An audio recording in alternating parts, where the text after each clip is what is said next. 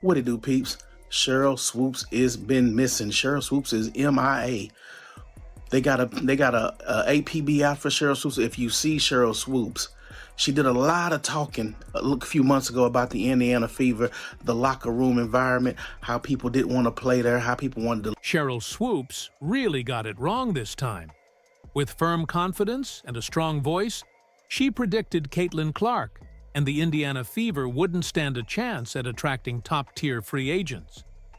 But fast forward, and Indiana just landed one of the most impressive free agency classes the league has seen. As for Sheryl, she's looking like a broken Magic 8 ball, missing badly with every prediction. In the Fever, we're like, y'all. That's not my point. There's a lot of other shit going on that players are like, this ain't where I want to be. Over there. Yeah. Yeah. Some So new shit it's going a on lot. around there. It's a lot. So you have players that are very significant on this Indiana Fever team that are like, I don't want to be here. This is where I want to be. Let's back up for a moment. Sheryl Swoopes, basketball legend, no doubt, but lately, she's turned into a full-time critic putting in serious overtime.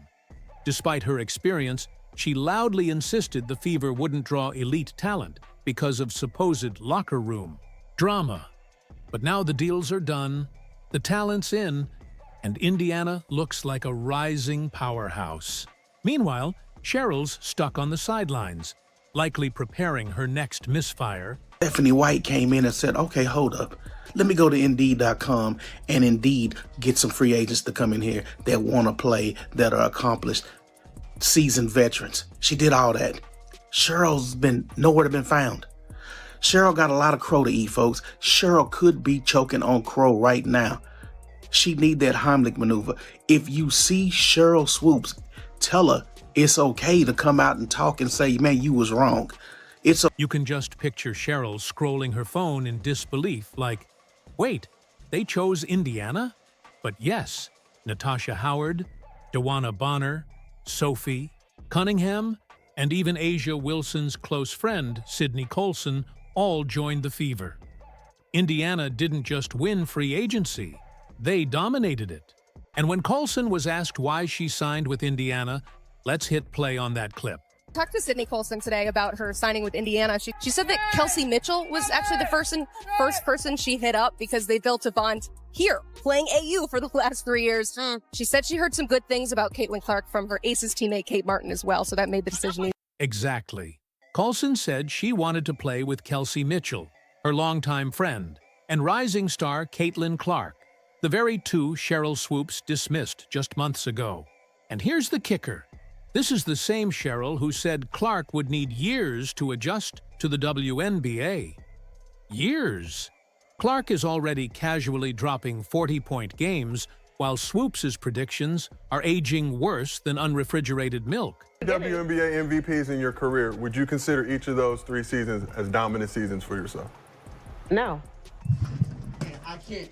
Bro, Sheryl Swoopes is willing to lie about her own career before she even admits that Caitlin is. By now, it feels like criticizing Caitlin Clark is Sheryl Swoopes' personal Olympic sport. And she's sweeping the medals. Gold, silver, bronze, all hers, while wearing a scowl as the anthem plays. She claimed Clark wouldn't. Shine in the league? Someone tell Indiana, because they're stacking elite players around her like an all-star roster. Clark's not just finding her place, she's taking over. And Sheryl? She just got a cold dose of reality. Oh, but players who will be free agents next year, there's a lot of other shit going on that players are like, this ain't where I want to be. Let's be honest. The real reason some of these WNBA veterans and so-called legends have a problem with Caitlin Clark is because she broke their unspoken rules. She didn't wait her turn or ask for approval. She walked in, shattered 62 records as a rookie, connected with fans, and took the game global. And yeah, that burns. It burns deep for the ones who never moved the needle like she just did. Indiana Fever are that golden destination, and I can't help but laugh to the fans and the people online and the media commentators, unfortunately, who said that nobody wanted to play in Indiana. That doesn't make any... Caitlin Clark didn't need anyone's green light to become the face of women's basketball. She's got more international recognition than most of the league combined. And that's not luck. It's greatness. While Sheryl Swoopes, Angel Reese, and Aja Wilson are busy throwing shade, Caitlin's out here stacking awards, packing arenas, and turning Indiana into the league's hottest destination. The Fever used to be overlooked. Now they're the team everyone wants to play for. That's how you flip the entire narrative. A lot of people say that Caitlin Clark moves the needle. That is wrong. She is the needle. She dictates. We all know what she's done on the floor. It's history, right? But off the floor, my God. So, Sheryl, what happened to that take about players avoiding Indiana? Who exactly were you talking to? The ghosts of rosters past, because today's stars are lining up to join the Fever. Like it's the VIP lounge of the WNBA. Did she really believe Caitlin Clark would have to beg anyone to play with her? Come on. Let's get serious. Even further, when a game that Sheryl Swoopes was calling for the Dallas Wings, where the commentator was talking about how great Caitlin Clark had been playing, Sheryl Swoopes, silent for 60 seconds, didn't even want to address it. And it got so bad that the game that Dallas then went to play against the Indiana Fever and Caitlin Clark, after the domination of the Chicago Sky, Sheryl Swoopes got pulled from the Somebody check on Sheryl, because she's acting like it's still 2002 when the Fever were stumbling through the league like a rebuild was a lifestyle. But sis, times have changed. This isn't Tamika. Catching's trying to drag a group of role players to relevance. This squad is loaded. Natasha Howard, a champion, elite defender, and proven scorer, just signed on. And here's what she had to say about it. It's going to be Caitlin Clark Flash Show, Caitlin Clark Flash Show. So it's going to be phenomenal playing with a point guard, like you said, that have a good vision on the court. Because that's like, as soon as she gets the ball in her hand, she's throwing it up because she already see the person down the court before she even get the ball in her hand. So that's one thing I love about her vision on the court. I really can't wait to catch all those passes and give her all the assists that she needs. Dewana Bonner, a 6'4", walking mismatch, elite scorer, and veteran leader, just clapped back at the doubters on Twitter after joining Indiana. Then there's Sophie Cunningham, bringing fire, confidence, and enough attitude to shake up any locker room. So, who did she want to team up with? You already know. Why does everybody hate Caitlin Clark? And do you hate Caitlin Clark? Come on, talk dude. to me. Absolutely not. I think that she's a gem. I didn't know her, but All-Star Weekend, we kind of bantered back and forth a little bit. And she's lovely. She has a lot of pressure on her shoulders. And I think a lot of people always have a lot to say with people they don't even know or shoes they've never been in. And for me, I think she's handling the pressure very well. She's doing a lot of great things for women's basketball. And I'm a fan. Like, I would love to play with her one day. Whether she's logging heavy minutes or not, is about to turn the Fever locker room into the liveliest, most high-energy space it's ever been. The chemistry? Off the charts. Spot the pattern? They all chose Indiana. Every one of them signed up to play with the core of Caitlin Clark, Aaliyah Boston, Kelsey Mitchell, and Lexi Hull.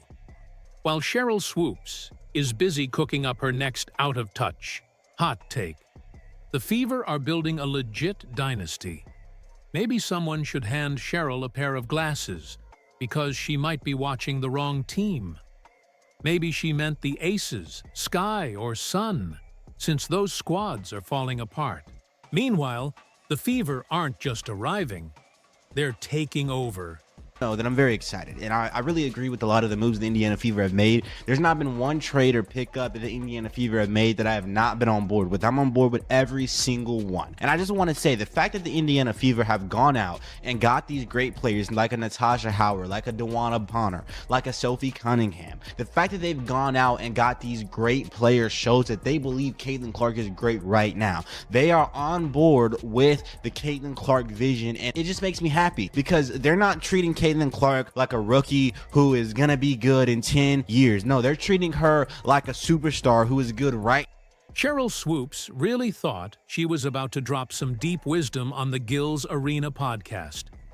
She grabbed the mic like she had insider info, but all she really did was show just how far her credibility has slipped. And at this point, are we even surprised? Sheryl's tossing out wild takes like it's a hobby.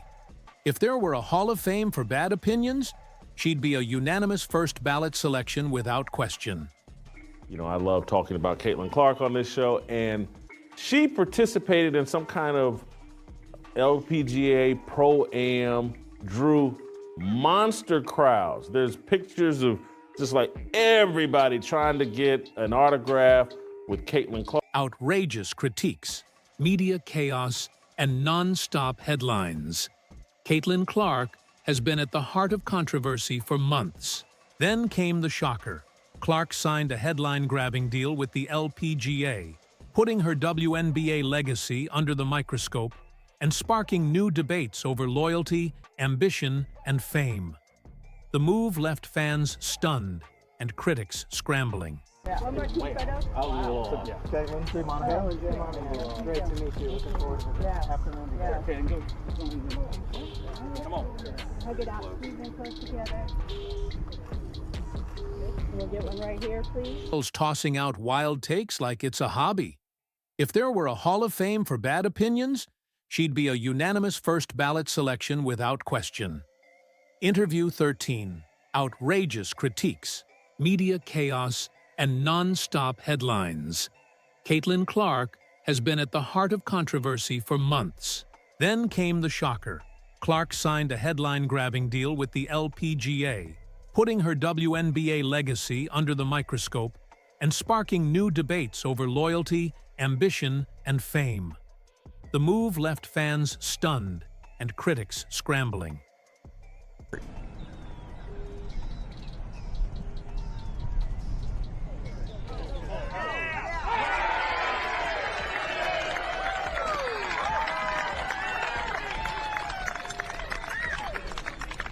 Now let's talk about what's really happening. The Caitlin Clark effect is in full swing.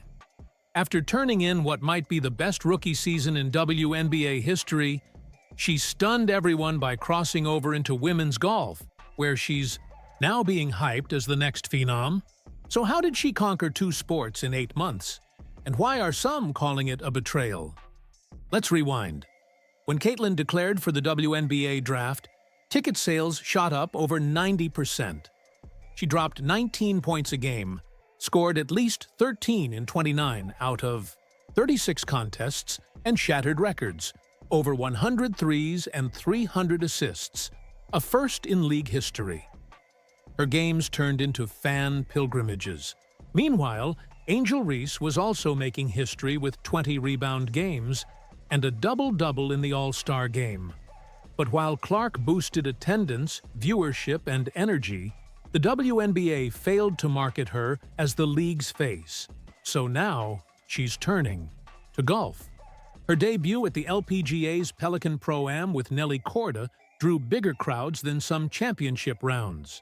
The Golf Channel even changed its schedule to go live. She wasn't just participating, she was the event.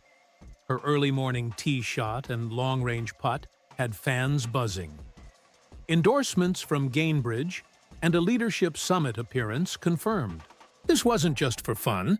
Is she dabbling or preparing to dominate a second sport? So amazing. She's so sweet, so nice. It was nice to kind of get to spend some time with her. We've messaged a little on Instagram beforehand, but to get to spend some time with her and to see the influence that she has on people, bringing people out here, and to see how amazing of an influence she is. One thing's for sure, the LPGA is riding the Caitlin Clark wave in a way the WNBA only wishes it could. Media outlets and golf elites can't stop praising her. Even 8-time LPGA champ Nelly Korda, who played alongside Clark, couldn't hide her admiration, gushing about her talent and poise after their round.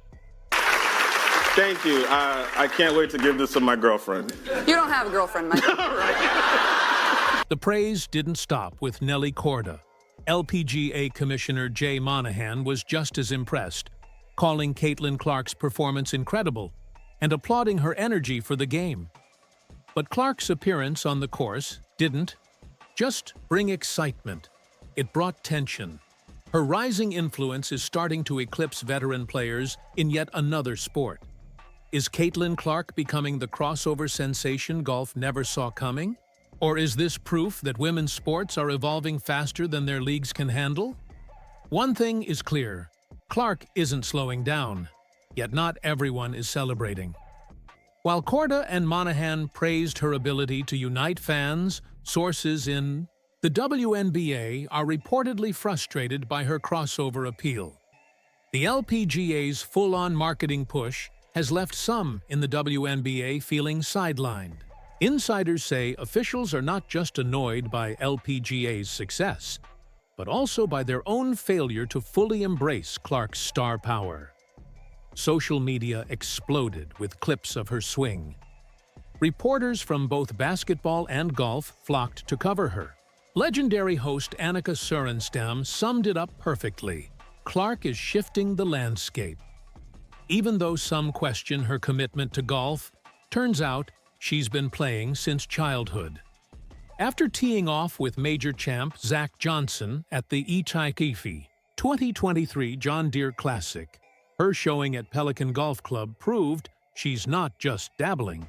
Meanwhile, WNBA loyalists feel upstaged by Clark's rising golf fame, despite her historic basketball rookie season. She brought record crowds, but her Rookie of the Year award was handed out quietly in a half-empty arena. No fanfare, no spotlight. AEE missed opportunity for a league she helped rejuvenate. In contrast, the LPGA embraced her star power and turned it into momentum.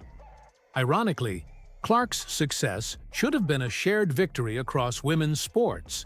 But where the LPGA took bold steps, the WNBA hesitated. When male athletes jump sports, the media erupts with praise. This could have been the WNBA's viral moment. Instead, they held back, and now they risk falling behind. While Clark balances golf with rigorous off-season training and flirts with offers from the fast-rising 3-on-3 Women's League, fans are left wondering, is Caitlin Clark transforming women's sports, or quietly planning her exit from basketball?